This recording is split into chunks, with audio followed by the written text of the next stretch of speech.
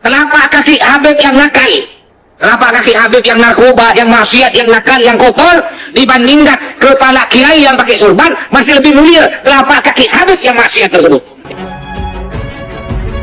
Tanah Indonesia tidak pernah kosong dari kami, para anak cucu Rasulullah yang berjuang, karena di dalam tubuh kami mengalir darah Rasulullah. Untuk orang Islam yang KTP-nya Islam tapi mentalnya jongos, ini untuk kamu video ini.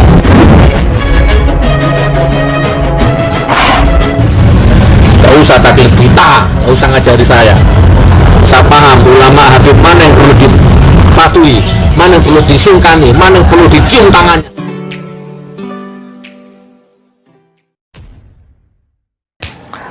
Assalamualaikum warahmatullahi wabarakatuh. Jumpa lagi dengan saya di channel Gagasan Progresif 79. Sahabat sebangsa dan setanah dimana saja Anda berada.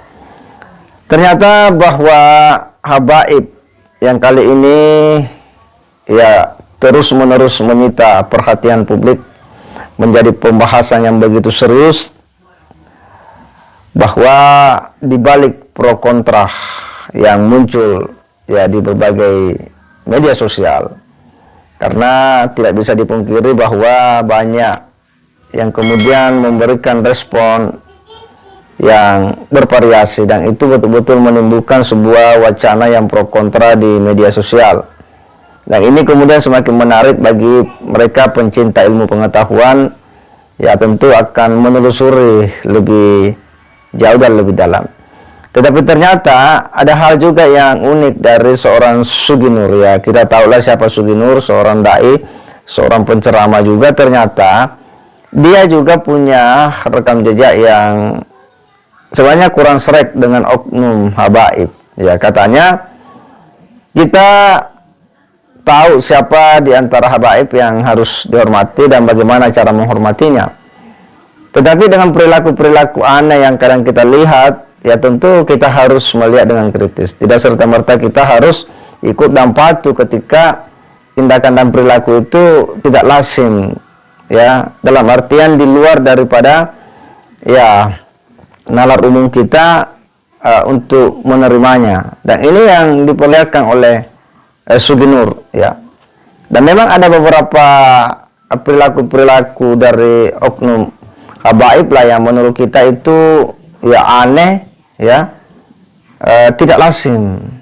Nah, dan kita tentu juga tidak bisa menerima itu serta-merta, ya harus dilihat secara kritis, harus dilihat secara rasional, karena beragama itu harus rasional, tanpa kita harus menafikan bahwa kita harus mencintai, kita harus menyayangi yang namanya ya suriat Nabi. Tetapi ketika ada hal-hal yang menurut kita tidak lazim, ya tentu juga kita tidak boleh ikut ya serta-merta mengikutinya. Dan pernyataan-pernyataan yang menurut kita tidak logis, ya tentu juga kita harus tolak, ya. Kita coba simak dulu, ada beberapa pernyataan-pernyataan daripada habaib ini yang menurut kita ini cukup menggelitik. Dan mungkin yang hal-hal yang seperti inilah yang kemudian membuat Sugi Nur ini kemudian geram. Kita simak dulu sama-sama. Maka dia akan dilemparkan ke dalam api neraka sebelum orang penyembah berhala masuk neraka. Ini ustadz ini dulu akan dilemparkan ke dalam api neraka. Di antaranya ustadz tak punya akhlak, ustadz yang kurang ajar kepada para habaib. Telapak kaki Habib yang nakal, telapak kaki Habib yang narkoba, yang maksiat, yang nakal, yang kotor, dibandingkan kepala kiai yang pakai sorban, masih lebih mulia telapak kaki Habib yang maksiat tersebut.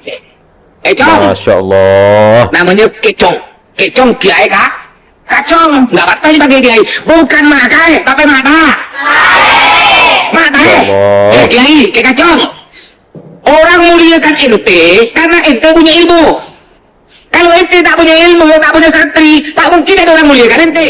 Kita anggap bahwa keturunannya Nabi Muhammad ini cuma Habib saja, sedangkan Saripah enggak.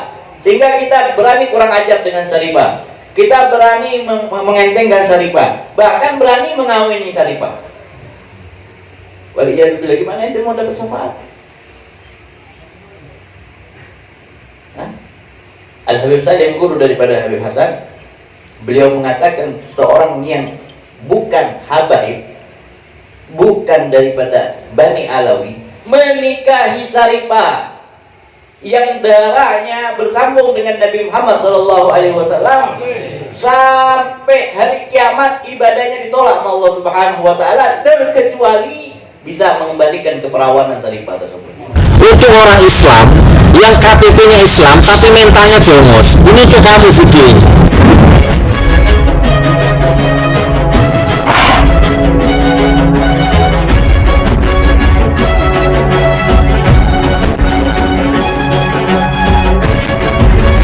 Tanah Indonesia tidak pernah kosong dari kami, para anak cucu Rasulullah yang berjuang, karena di dalam tubuh kami mengalir darah Rasulullah, karena di dalam tubuh kami mengalir darah Rasulullah.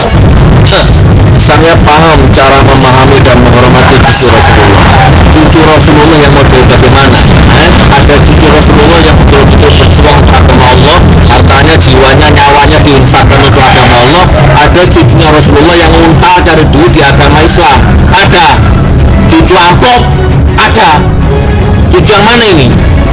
Mungkin orang Kiai amplop, Ustadz amplop, Habib amplop. Nah, anak ini bukan pengamen yang menjual suara demi uang. Ini tanah dijual 450 juta semua. Ada 1.300 meter. Saya tawar 400 juta. Tawar belum ada duitnya. Maksudnya masih nawar dulu 400. Nanti kumpul pelan-pelan. Makanya kalau ada bapak-bapak, ibu-ibu di sini yang mau nambah-nambahin, di sini hadir 400 orang atau lebih 1.000 orang. Satu orang 400.000 aja. Besok udah saya bayar di tanah. Satu orang 400.000 aja.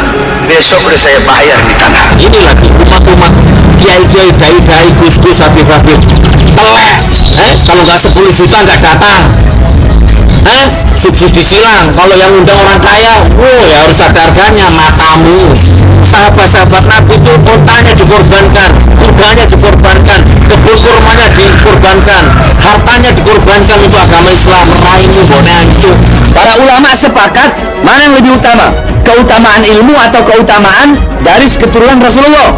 Maka para ulama menjawab yang kedua yang lebih utama. Kenapa? Qalu, para ulama itu berkata, li'annahu zatiyun, karena garis keturunan itu zat, nggak bisa dirubah. Zat, darah daging. Nggak ada. Orang yang mulia di sisi Allah itu iman dan takwa. Bahkan di Al-Quran Allah nggak segan-segan mengatakan ulama siapapun yang menukar ilmunya dengan dunia, dia seperti anjing, kata Allah. Pakai kalau orang Madura bilang, asu dari wong Jawa. Wes paham? Nggak usah ngajari saya, bukan sombong saya. Saya ngerti, mau tak cium kakinya, delosor di kakinya sama kalau dia benar. Kalau engkau mengakui Muhammad kakekku, kenapa engkau bisa berani menjadi saksi yang membantu, menjadi saksi yang ingin memudaratkan anak sebagai cucu kakek yang integritas mengaku sebagai umat Nabi Muhammad SAW? Ada sama melecehkan Nabi itu tidak ada.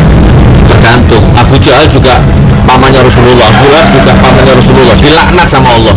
Tabat yada Abi Lahab wa tab, binasa kedua tangan Abu Lahab. Gak usah tapi buta, gak usah ngajari saya. Saya paham ulama Habib mana yang perlu dipatuhi, mana yang perlu disungkani, mana yang perlu dicium tangannya. Saya tahu yang model bagaimana. Jaddat atau jaddi Muhammad Rasulullah kakek ente atau kakek anak?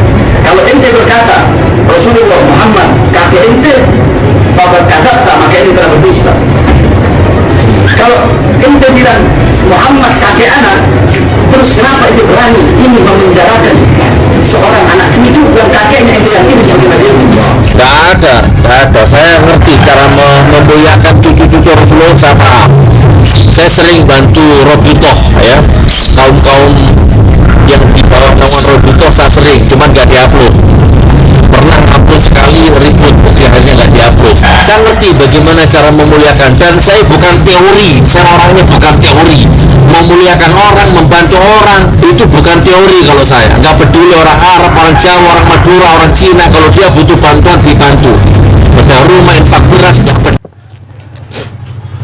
Ya, kalau kita lihat, ya kita dengar, ya bahwa statement-statement seperti itu memang mengundang tanda tanya besar bagi kita semua. Betulkah seperti itu yang disampaikan oleh mereka-mereka? Ataukah itu hanyalah sebuah pemahaman yang keliru akibat fanatik buta terhadap sejumlah doktrin-doktrin agama ataukah mereka salah memahami ya doktrin-doktrin agama tersebut terkait dengan habaib. Dan tentu sebagai seorang pembelajar masyarakat intelektual, kita harus melihat sesuatu itu secara objektif, kritis, ya, karena itulah ciri sebagai seorang masyarakat ilmiah. Kita tentu tidak bisa menyatakan itu sepenuhnya salah, tetapi juga tidak sepenuhnya kita mengatakan itu benar ketika itu di luar daripada tradisi keilmuan kita, dalam artian bahwa ada nalar yang sudah umum diterima ya oleh akal kolektif masyarakat kita. Dan ketika ada perbedaan yang tajam, maka tentu kita akan bertanya, artinya batin itu akan mereaksi. Ketika ada yang mengatakan bahwa kaki seorang habib yang narkoba, yang nakal, yang maksiat itu masih lebih baik daripada kepala seorang kiai, ya ini kan tentu tidak bisa diterima oleh rasionalitas kita. Demikian pula ketika ada yang mengatakan bahwa ketika seorang ahwal atau warga biasa yang kemudian berlaku tidak sopan, berani menikahi syarifah, maka itu dianggap tindakan yang berlebihan, ya, tidak menghormati, atau bahkan ya, ibadahnya tidak akan diterima. Nah, ini kan tentu mengundang pertanyaan, apakah itu sebuah kebenaran yang menjadi ajaran agama, atau itu hanyalah sebuah dogma atau sebuah pemaknaan yang keliru, yang tentunya kita harus lihat secara kritis. Maka ketika Sugi Nur kemudian ya menunjukkan sikap geramnya, ya tentu ini menarik ya bagi kita untuk juga mau melihat persoalan itu lebih jeli, lebih cermat, lebih kritis. Semoga ya umat ini bisa tercerahkan ya dan tidak terjebak dalam fanatik buta terhadap doktrin-doktrin agama atau dogma-dogma yang itu juga sebenarnya sebuah pemaknaan yang tidak tepat terhadap ya sumber-sumber ajaran Islam. Saya kira demikian. Wassalamualaikum warahmatullahi wabarakatuh.